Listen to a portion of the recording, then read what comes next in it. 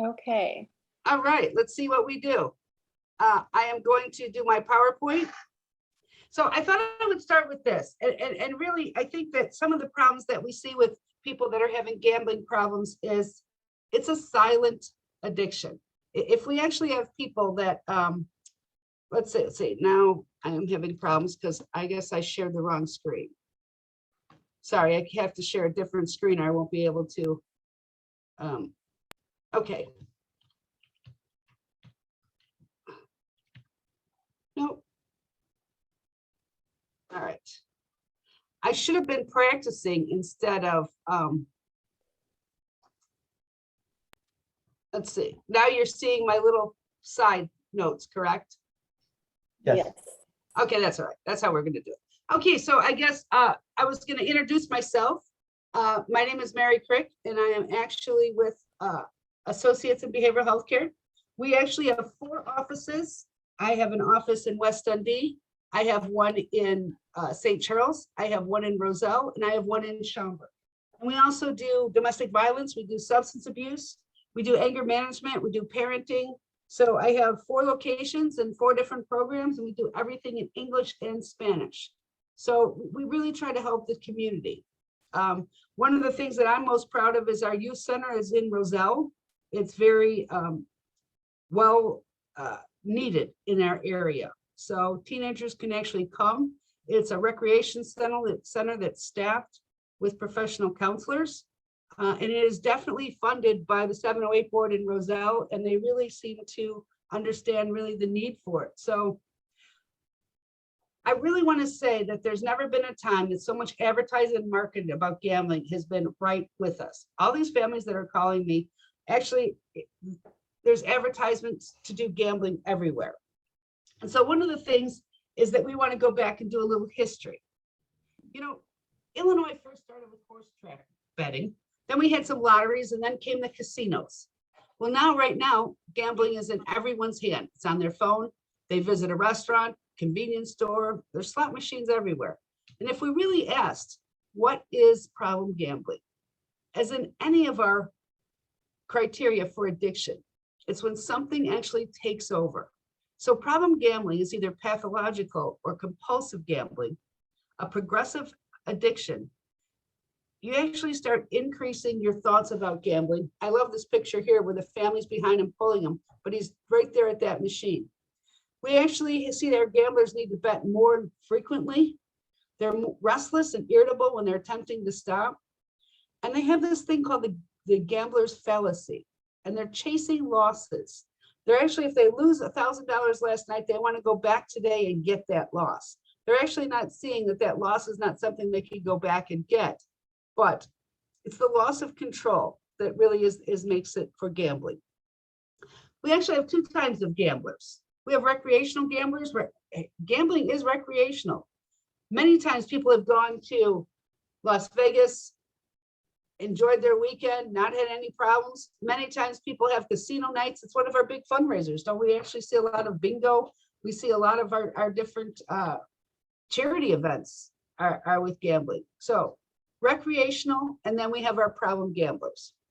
So our recreational gamblers, really, they have no problem. They're not using money that would have been meant for other things. They have no misconceptions that this is actually going to gain them any money. They have no personality changes when they're losing. They don't have any difficulty stopping when they want to. And I think another one actually is they don't start thinking about gambling.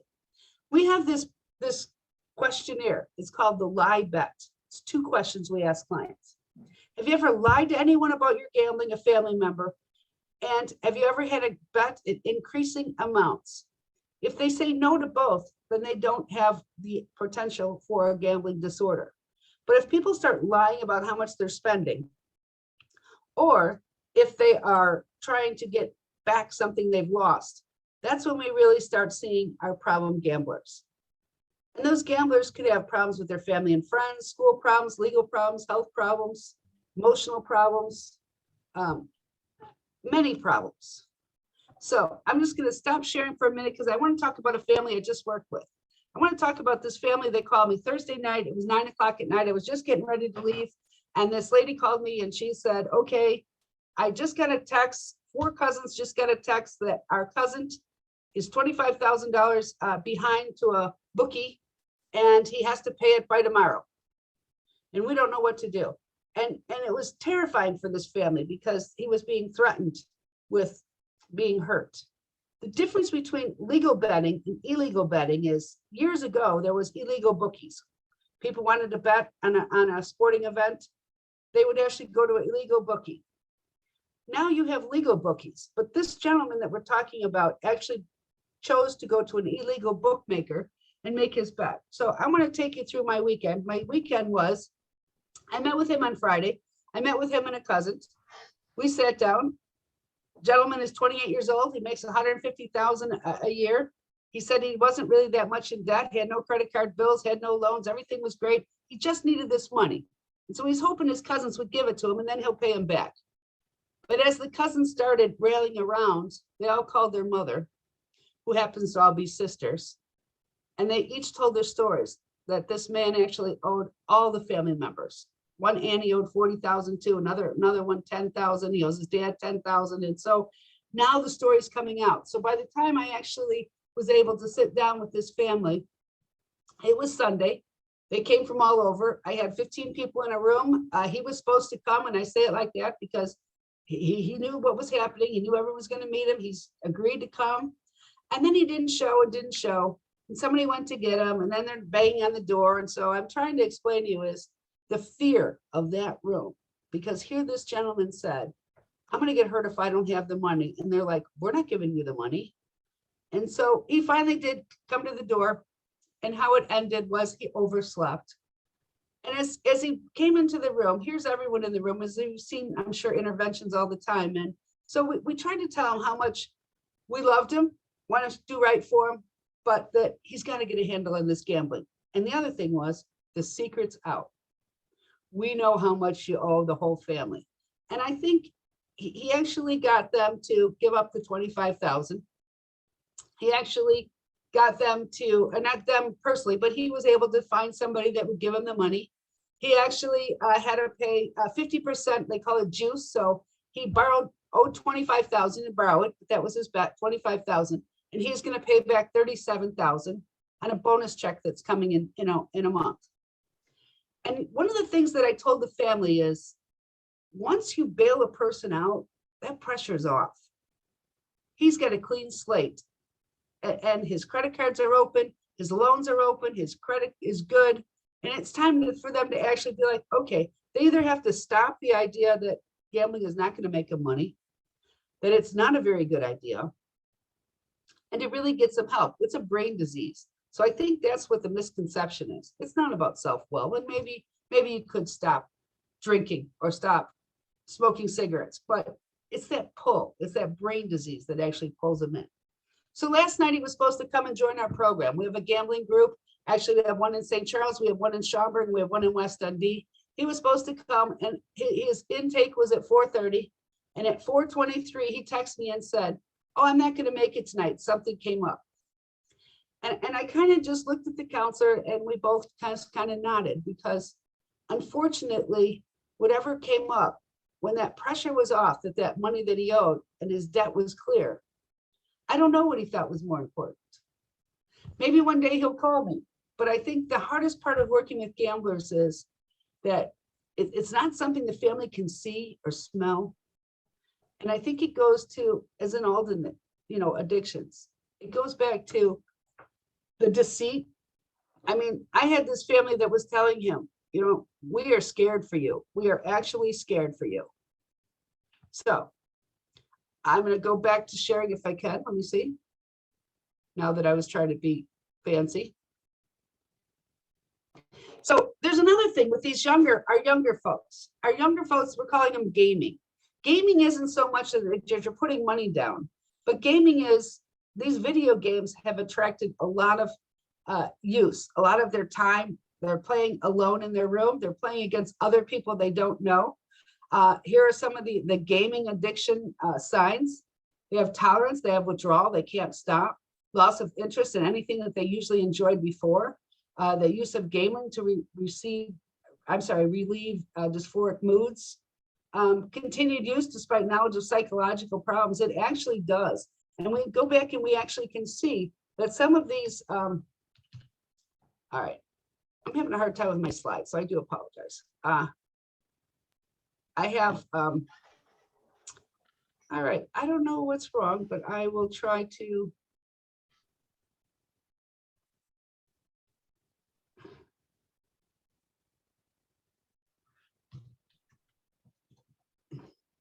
I should be able to say like next slide. Okay, there we go. So I'm so sorry, I lost my train of thought. I really want to talk about these loot boxes. And the reason why that I think loot boxes are something to talk about is I almost can do it myself. Meaning, loot boxes are when these guys are playing on these games that have no dollar value to them. They're not going to win.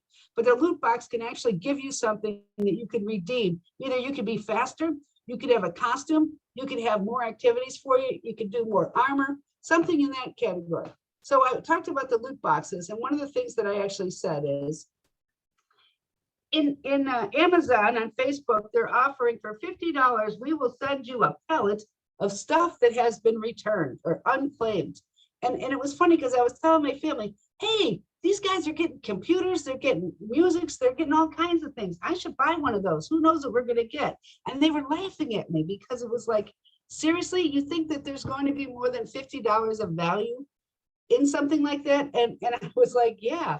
And it's kind of funny as a gambling counselor that I would actually be triggered, be like, oh yeah, I could get more than $50. But truthfully, I don't believe that. I don't believe that not every pallet's going to have a computer or an iPhone or a laptop or whatever they're saying. And I think that really goes to where our youth are really at a higher risk of developing gambling addictions because we've started them so young with these phones in their hand. I think one of the big concerns is really the risk taking that they're taking in adolescence. More than 13% of our adolescents wager money on sporting events. I've had a lot of our college clients come in. They started high school. Most of them are into sports. They're now in college. There's a fact here that 6% of the United States college students have a serious gambling problem. Those are some serious numbers. So if we're going to talk just about gamers, and I'm not talking about people that actually put money down, our gamers, average age is 33, average is a male, but not by very much, 54 to 46%. They've been playing for 14 years. So basically they've started at the age of 20. 67% are Caucasian, 15% Hispanic, 12% African-American. Our countries, every country, 95 countries actually have a gaming addicts where they're actually sitting down. There's some stories in Japan where they actually have diapers as the gaming, as you're walking into a gaming parlor, I believe they're called. They have diapers so that you don't even have to get up in the middle of a game. Now, to me, that kind of shows how intense their focus is. So the difference between gaming and gambling, the addictive behaviors that result from frequent gambling can represent the characteristics of a gambling disorder. And with gaming, as with gambling, the activity begins as fun, harmless diversion, and it's one of our leisure times, but soon transforms into an obsession with serious consequences. I was wondering if we should talk about what is gambling. You know, one of the things that Mike and I were talking about is where can you not gamble? There's very few places you could not gamble. You can gamble in a library if you got a phone with you, because you can sit there, act like you're reading a book and be on your phone and gambling. We really couldn't figure out any place that you could not really gamble. So some of our gambling ideas or some of our gambling establishments are casino type games. We have other card games. We bet on fantasy sports, which is very big this time of the year, whether it be on baseball or football. We have dice games. We have online poker and slots. We bet at sporting arenas. They actually have the betting right there at our Cubs Park and our Bears games. There's fantasy sports, there's lotto tickets, there's raffle tickets, there's bingo, there's games, all kinds of different games. So I think horse racing was one of our first ones.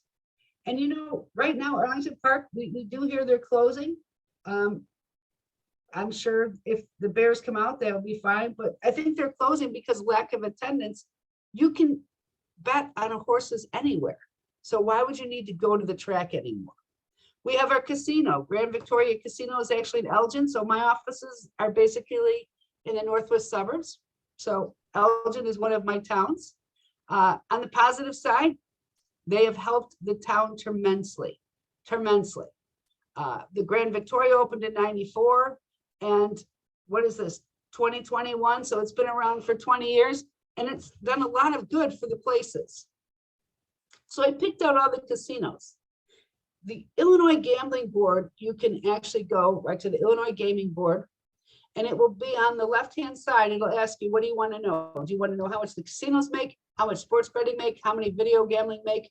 So this is our report from January 2021 to September 2021. We're talking about, what is that, 8 months, 9 months, 9 months. So I'll just pick out the ones closest to me. Maybe we'll go to the ones closest to other places, but I have the Grand Victoria is in Elgin. $105 million has been placed in 9 months. And let's remember too, this is during a pandemic. So a lot of people weren't really going out. If I go to the very bottom, Rivers Casino and Des Plaines, $331 million in 9 months. And that, to me, that's a lot of money for entertainment. It's a lot of money that we're going into casinos. Most of them aren't very well lit as far as outside natural light. Of course, they do very well as far as their lighting inside. They've been known to pump oxygen in, so they, go ahead, I'm sorry. Did you want to say something? Sorry, no, I was talking to my computer. Sorry about that. All right, that's all right. And so I think these are some big numbers. But if we keep going, if I could keep going, I apologize, it was not my best. There's currently 10 casinos in Illinois, and Rockford will be getting one. And I'm not sure if Chicago has actually been voted to get one, but it is big business. It truly is big business. And if we actually go down to our video gambling is everywhere. Beyond the casinos, we have more terminals in the state of Illinois than Nevada has. So as of April of 2021, there was 7,000 establishments and they had almost 40,000 machines. That's number of machines. So the gambling report for the state of Illinois in all machines throughout the whole state of Illinois, and we're not talking about in casinos, we're actually talking about outside of casinos, outside of racetracks. The terminals netted $1 trillion. Our taxes, and that would be for actually what the state would keep. Our state share was $531 million, and each of our little towns received $91 million.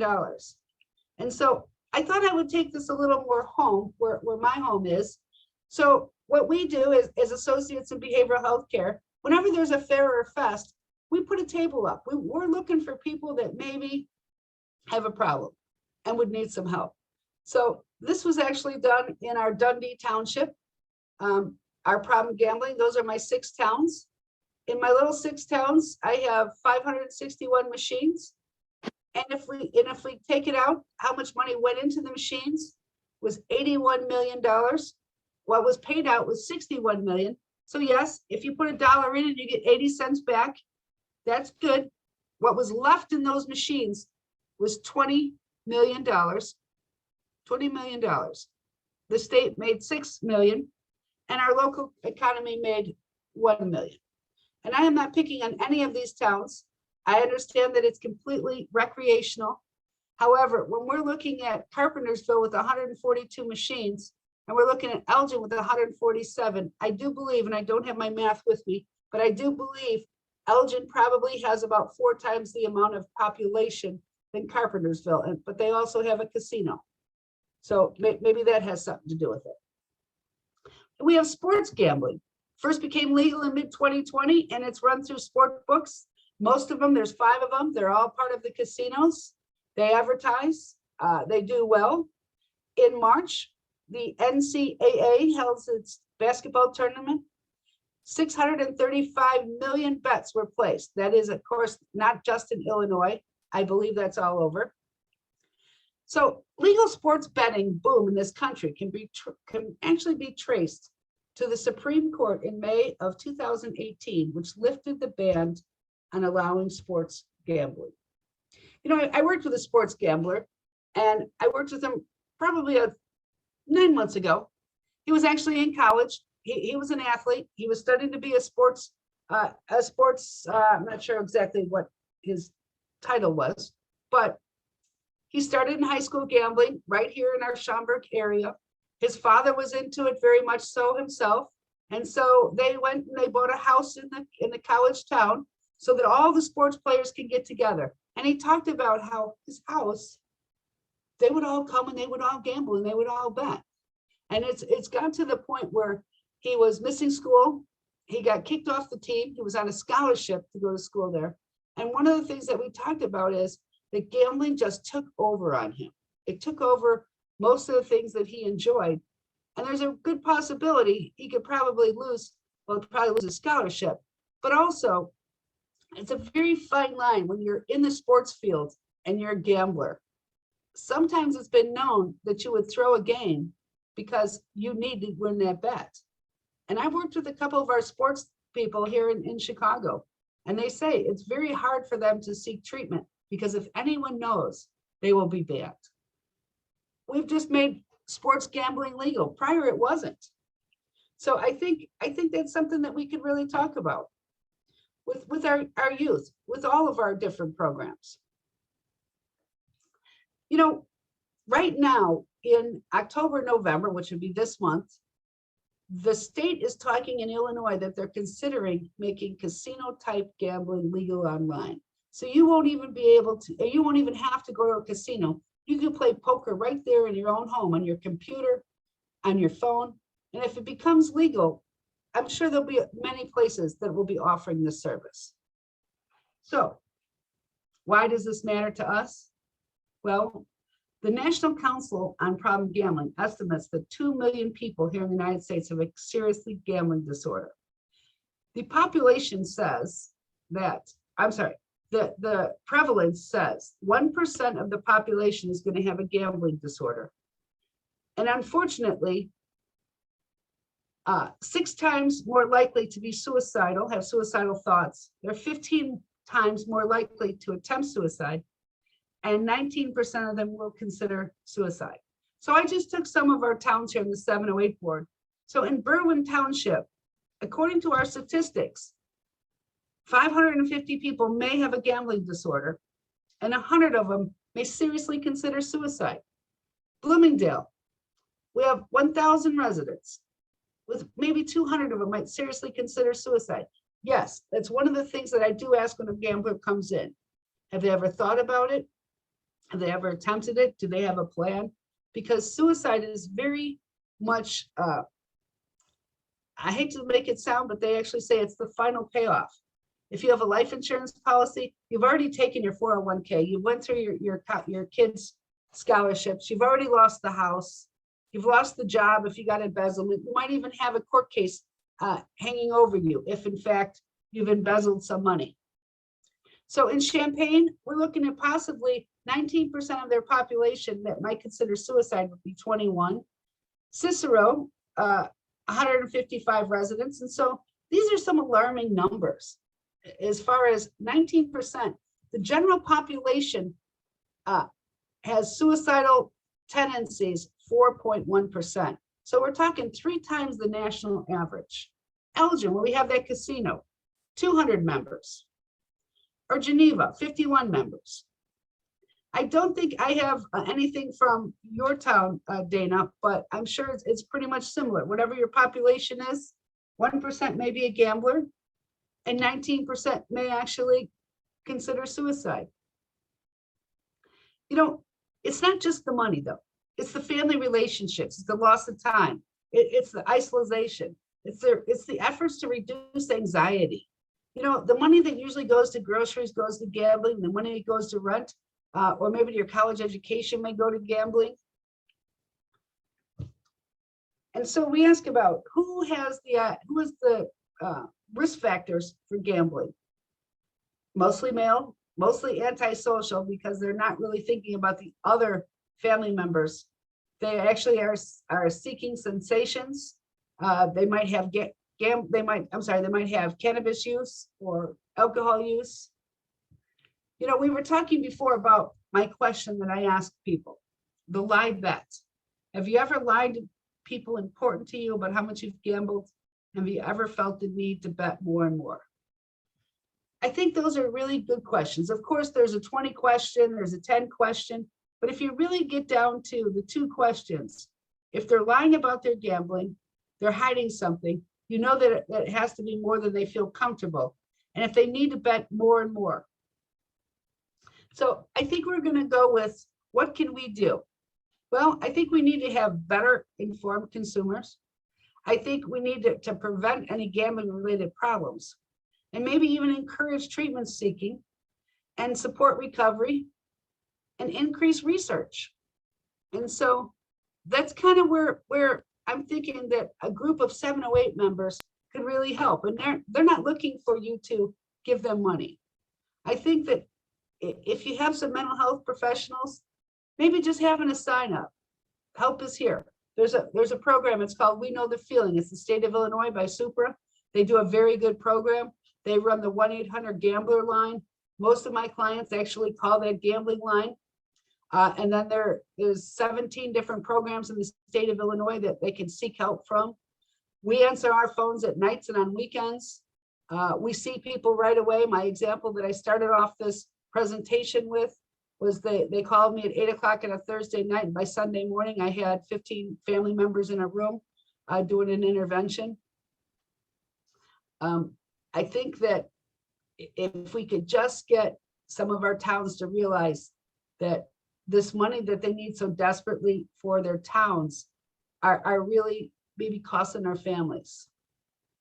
That's what I'm thinking. What do you guys think? Well, I better unmute before I say something. Do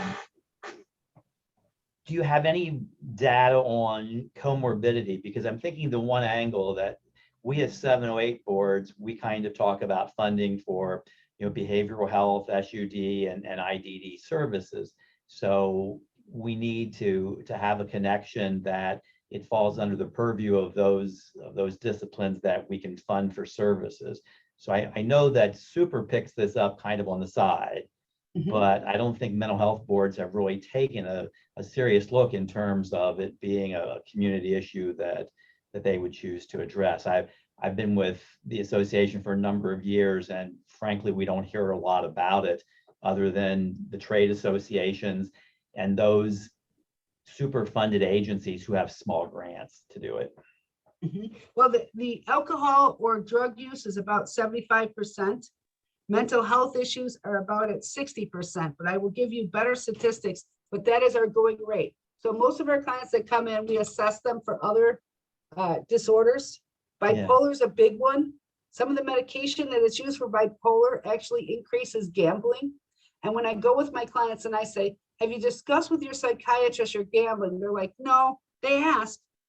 And there's a direct correlation with some of this medication. And there's also medication that can help you with that impulsivity. So that's really where we're looking at the impulse disorders, the OCDs, the bipolar, the depressions. Alcohol use is a big one. Yeah, and I think that in terms of like public outreach and community education and those kinds of things, I think that connection can be made towards a higher incidence of mental health, substance use, risk of suicide. Those are all behavioral factors that we should be concerned about in terms of the health of our communities. So I think a lot of it may be just an increased awareness that the presence of increased gambling just creates a lot more risk for our communities. I know that ESPN has just now partnered with DraftKings and with someone else, and it's like a $3 billion contract. I mean, so this is going to become more pervasive as time goes on, not less. Yes, it really is. It's going to be up and coming, especially if Chicago gets a casino, right now, Chicago didn't want a casino. They don't have a lot of video gambling in Chicago. Schaumburg, where I actually am sitting right now, they only in 2021 did they allow the very first video gambling machines. It started off in February. They had 3 establishments. I believe they had 12 machines.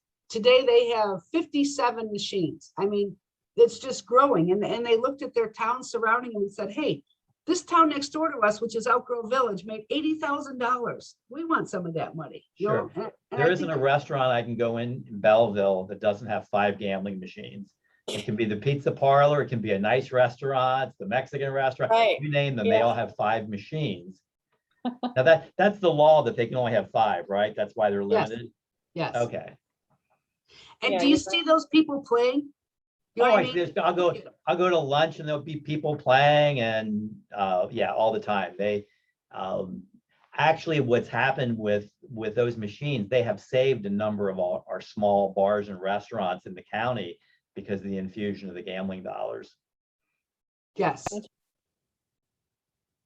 So And it's no, kind of I hard. think it's something, even Jody, when we're talking about and Mary, what we do is that we exist by voluntary referendum, as you know, if you worked with Mike and Bloomingdale. So there are townships and counties throughout the state who are looking to pass a referendum to begin collecting a 708 tax. And I think in terms of the kind of supporting information that with the increased gambling, just the future incidence of more problems that require the services of a 708 board, to combat that. I think that would be a good selling point. Don't you, Jody? Yeah, I was just jotting that down, and I think, even if we had some, awareness or some educational infographic or something like that we could include even in our newsletter or on our website or something like that, would that be helpful, Dana? Do you think that they? I think so. And Mary, one advantage that we have is because we're local government and we don't have the restrictions that the state funded programs do in terms of awarding funds and how they can be used. We're much more general in that we can fund an array of things that, in addition to services, public education and outreach and training. And so we actually would have the ability to do things in our communities that would address this under the general heading of prevention activities, and whether you're talking about prevention of behavioral health or substance use disorders or what have you. So it's not too far of a reach for us at all. Right.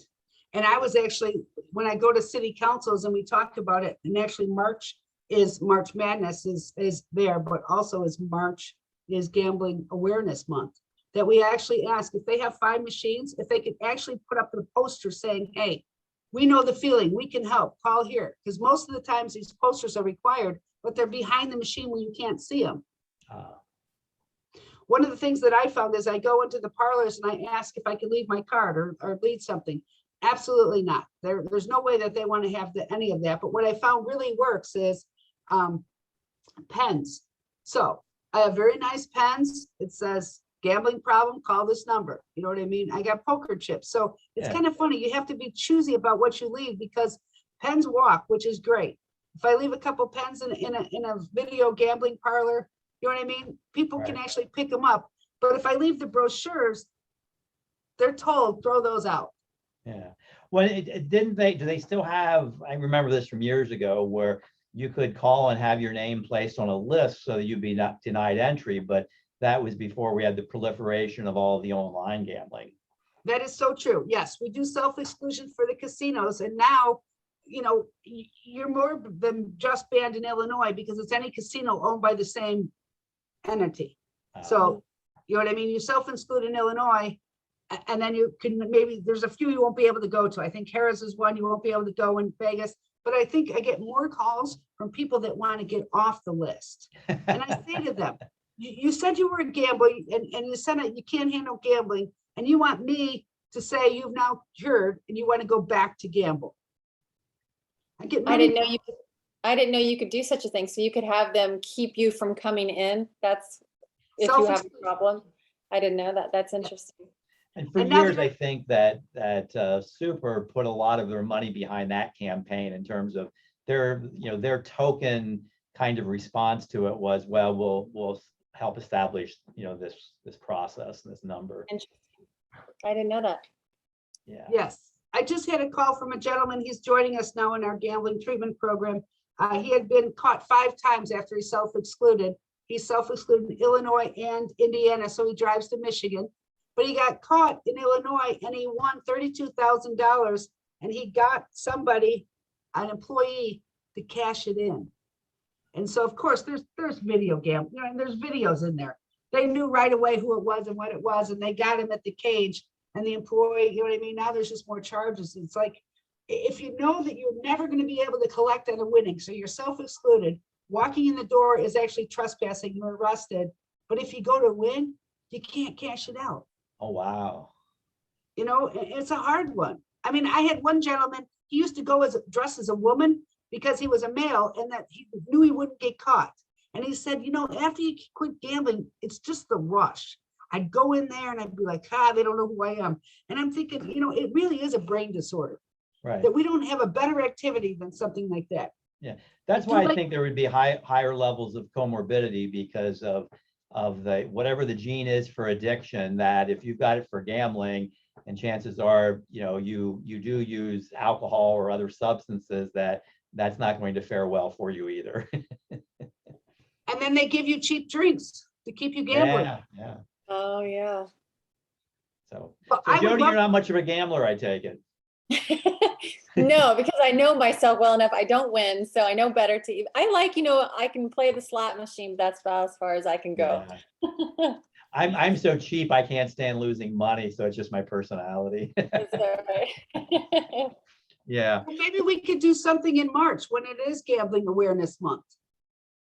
Maybe like you said in your newsletter that you put out, because I think that's really where a lot of money is being gambled, right about that time. It's Yeah. March Madness, football season, you know what I mean? I mean, I know 20 guys who, go to Vegas and, they're there for the whole week, the first week of the tournament. So there's a lot of that. Oh, wow. Mary, I need to run now. I have another appointment. I have to be Okay. somewhere else at 1:00, but I want to thank you. And I think our organization with Jody's presence as our administrator now is that we have the ability to reach more people. We have a very slick newsletter. We've got a lot of potential now to disseminate information throughout the state. And so I know I would be looking forward to having you work in consultation with Jody to do that, because much like myself, I mean, our emphasis here, we're talking about, mental illness and, developmental disabilities and all. And I think sometimes the gambling piece just doesn't catch our attention, as it should. And I think if we had some reminders and some information that was disseminated out of the ACMI office, I think that would be great for the membership. Thanks, Dana. Sorry, Jody, I didn't mean to do your job there. No, No, appreciate- I well put. So I would be happy to work with you. So that would be great. Okay. And Guys, again, I've got I to run. Mary, apologize thank for you so mumbling much. earlier. Thanks. Why I don't have my video on too, I'm multitasking and finishing up a project on deadline. So I apologize for mumbling earlier. What I was going to ask though, Mary, is there anything that any of the gambler, when you see these clients and the myriad clients you have, is there any commonality? Is there anything that sparked their gambling? It goes back to those risk factors. So there's so many times, a lot of them are families. They saw families early. You know what I mean? Lotto tickets were played. They were scratching, bingo. It was seen as entertainment for some of these families. Card games, poker night. Okay, and do there seem to be any cultural differences? Is this a bigger problem among rich people, poor people? Are there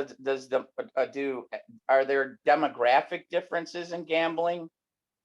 Well, I think it is about those that have higher income don't gamble as much. I think the idea that you're going to hit it rich, you're going to be the millionaire, the lotto winner, and you're going to be able to change your life actually drives people to do this. And now there's the other things too, like we saw earlier in the year with those gambling not gambling, but those stock market apps that are set up Yep. a lot like gambling too, right? So you have Definitely. things like Robinhood that encourage people to gamble in a way as well. So it's pretty much so many activities have gambling involved in them now. I think more are coming, more are coming. Like Dana said, it's coming. It's here, but there's going to be more too. And I think that's a great idea. And Mike always helps me with my outreach. And so we'll be working on that, coming up with something to actually put for your newsletter. Maybe, you know what I mean? If we do it a couple times a year, Super Bowl time or March Madness time, or That would be great. And for the other people here, are you seeing anything in your communities or anecdotally from people that you know related? Well, Mike, to I only gamble? have one person here. Okay. Dana's But the only- Jody, are you from working with the people that you work with? Are you seeing, does gambling come up, or even among your circle of acquaintances and professional acquaintances? Does gambling come up, and are you seeing trends with gambling? You know, to be quite honest, I mean, I haven't, I mean, this was something that, you know, we thought that would be of interest, you know, because of the comorbidities and such, but yeah, I have not heard anything. So we just thought that since they kind of play into one another with the addictions and the increase of suicide and or the risk for suicide, that we thought it would be of interest and something that they should at least be aware of. So again, I think educating our members and getting that information out there so they are armed with the information and they know that the potential and that this is coming down the pike and isn't stopping. Right. Well, Well, and thank you what so we much, noticed- Jody. Wait, we're gonna let him go, Mike, because she's Okay. invited me to do some newsletters. Awesome. Well, again, I'm sorry I had to multitask while I was doing this. I had a deadline and luckily I met it, but thank you for letting us do this. Yeah, thank you so much for participating, and we will share this recording. We'll archive it on our YouTube page. I'll share this with our membership, and then, you know, if we get some follow-up questions, I will reach out to you. Otherwise, we can work together on some information education in our newsletter if that works for you. Yeah, and I would love to do either March or maybe February before